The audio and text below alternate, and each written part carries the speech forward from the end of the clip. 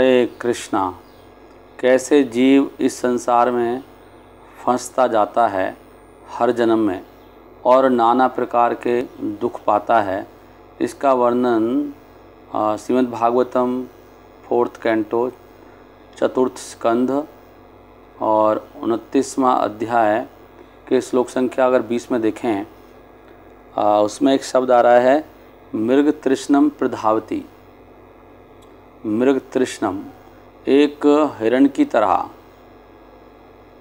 व्यक्ति मरुस्थल में जाता है और वहाँ पर वो पानी की तलाश में भागता है और उसको ऐसे लगता है कि आगे पानी है, लेकिन वहाँ पानी होता नहीं है।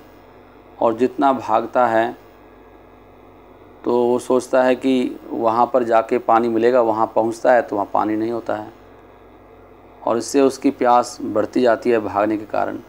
उसी प्रकार जीव इस संसार में वो कुछ नई स्थिति प्राप्त करना चाहता है, सोचता है कि मैं ये प्राप्त कर लूँगा तो वहाँ जाके जो वो स्थिति में पहुँच जाऊँगा, या धन की कुछ स्थिति में, या उस जगह पे जाने पर, या उस पद को पाने के बाद तो उसको लगता है कि फिर मेरा जीवन सेटल हो जाएगा।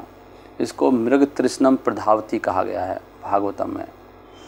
और वहाँ पर उसकी तृप्ति तो होती नहीं है, क्योंकि वहाँ पर कोई सुख होता नहीं है। फिर उसके बाद वो अपनी नई पोजीशन प्राप्त करना चाहता है, चलो इससे आगे कुछ करते हैं। तो इस प्रकार वो अपनी स्थिति बदलता जाता है एक के बाद एक, और इस प्रकार उसका जीवन ख़त्म हो जाता है। और उसकी जीवन की कुछ नई इच्छाएं होती हैं, कुछ अपूर्ण इच्छाएं रह जाती हैं, और कुछ इसने जो कर्म किए हैं बीच में पाप और पुण्य के, जब भी कोई व्यक्ति कुछ कार्य करता है तो उससे पाप भी अवश्य होता है और कुछ पुण्य तो वो करना चाहता है। प्राय की बात कर रहे हैं, जो सभ्य लोग हैं। तो इस प्रकार ये पाप पुण्य की गाड़ी चलती रहती है, उसमें कुछ सुख आते हैं, कुछ दुख आते हैं, और बार बार जन्म मृत्यु का ये चक्र चलता रहता है। तो भागवतम में श्लोक में लिखा है कि व्यक्ति कर्म कांड, ज्ञान कांड, सकाम कर्म और ये मनोधर्म से कभी व्यक्ति सुखी नहीं हो सकता। उसको भगवान की भक्ति में रहना चाहिए। वही एक तरीका है मात्र जिसके उसकी सारी अपूर्ण इच्छाएं भी पूरी हो सकती हैं और उसके सारे दुख खत्म हो सकते हैं। भागवतम में कहा गया है, अकामो सर्व कामो वा मोक्ष काम उदारधि तीव्रेण भक्ति योगेन यजेत पुरुषम परम। कि आपकी कोई कामना ना हो, आपकी कोई कामना हो, अकामो सर्व कामा, बहुत सारी कामना हो, या मोक्ष की इच्छा है, भगवान के धाम जाने की इच्छा है आपकी। अगर आप वास्तव में बुद्धिमान हैं तो आपको तीव्रता से,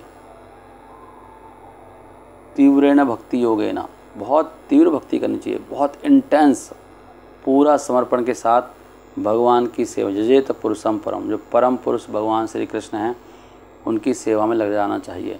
उससे आपकी जो अपूर्ण इच्छा हैं वो भी पूरी हो जाएंगी भगवान के द्वारा ही, और भगवान फिर आपको अकाम भी बना देंगे और भगवान का धाम भी मिल जाएगा, मोक्ष। और ये जो दूसरा तरीका है कि नहीं पहले मैं ये प्राप्त कर लेता हूँ, फिर ये प्राप्त कर लेता हूँ, फिर ये प्राप्त करने के बाद ऐसा करूँगा, ये मृग तृष्णा है। मृग तृष्णम प्रधावती। और जीव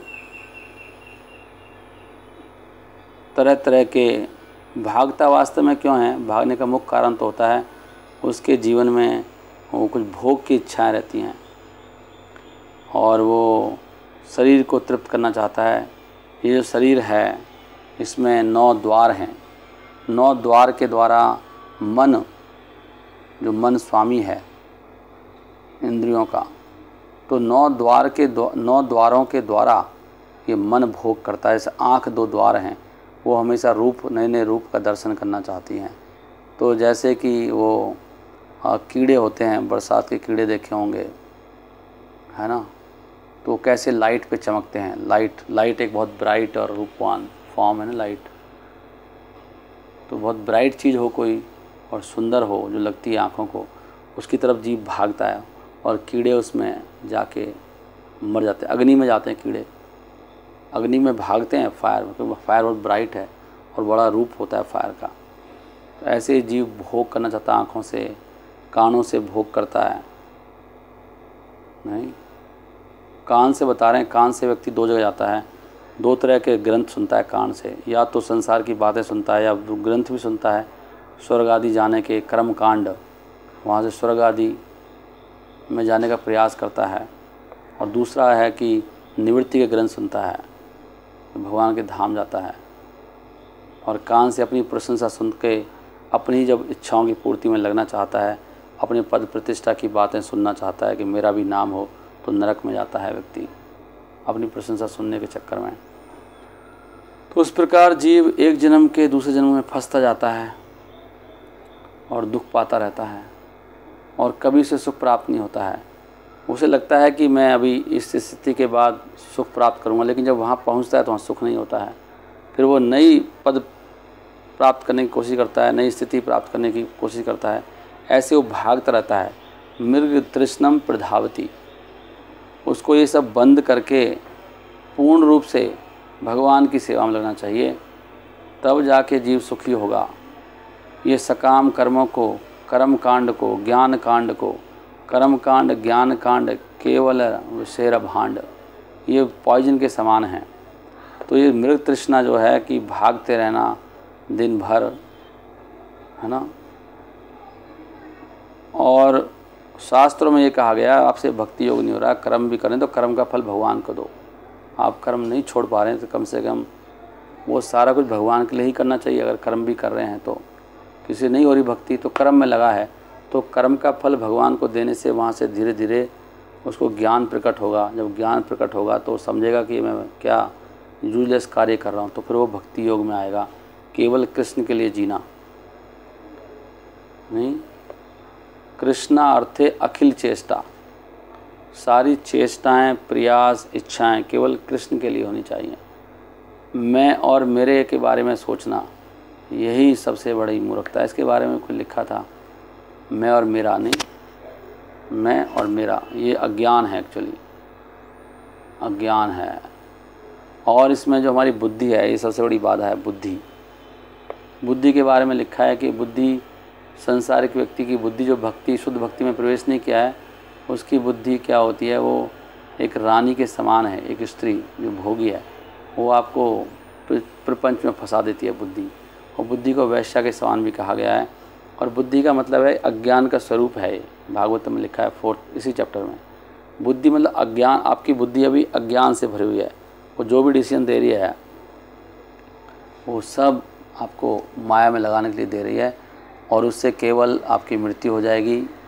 हम सब की जो भी इस मार्ग में लगे, कर्म कांड में, ज्ञान कांड में, सकाम कर्म में, मनोधर्म में, उससे कुछ भी प्राप्त नहीं होता है सिवाय दुख के। जैसे मृग भाग भाग के अपना दुख बढ़ा रहा है और उससे कभी पानी प्राप्त नहीं होगा, ऐसे इस व्यक्ति को कभी सुख नहीं मिलेगा।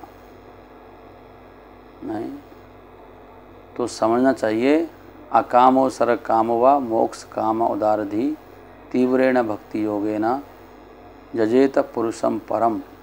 परम पुरुष की सेवा में लगना चाहिए तीव्रता से, तो भगवान की कृपा से सब काम हो जाते हैं। हमारे करने से थोड़ी हो जाएगा, भगवान बनाएंगे परिस्थितियाँ।